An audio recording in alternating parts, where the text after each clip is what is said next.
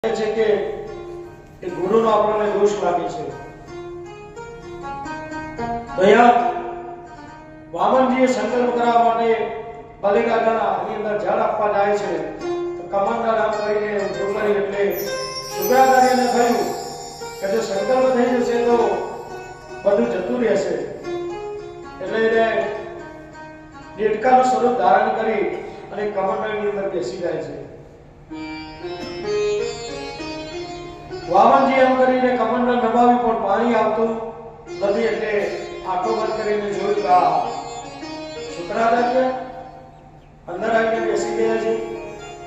યજ્ઞશાળાની અંદર દર્પ હતું, દર્પ લઈ અને લાલચાની અંદરથી મારી એટલે શુક્રાચાર્યની એક આંખ ફૂટી ગઈ તો શુક્રાચાર્ય ત્યાંથી નીકળી ગયા કે જો હવે અંદર રહીશ તો બીજી આંખ પણ તોડી નાખશે।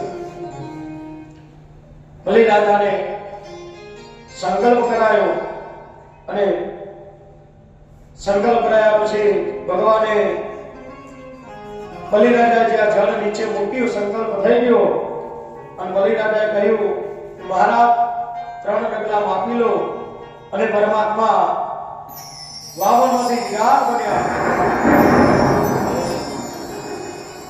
1 ડગલામાં પૃથ્વીનું રાજ્ય માપી લીધું, બીજા ડગલાની અંદર બ્રહ્મલોક લઈ લીધું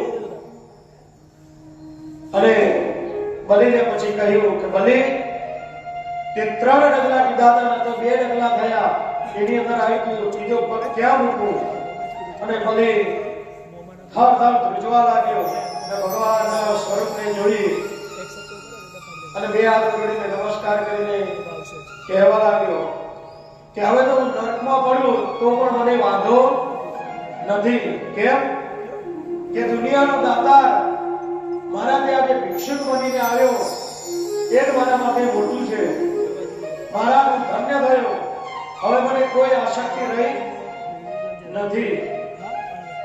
પણ વામનજીએ કહ્યું ત્રીજો પગ ક્યાં મૂકું?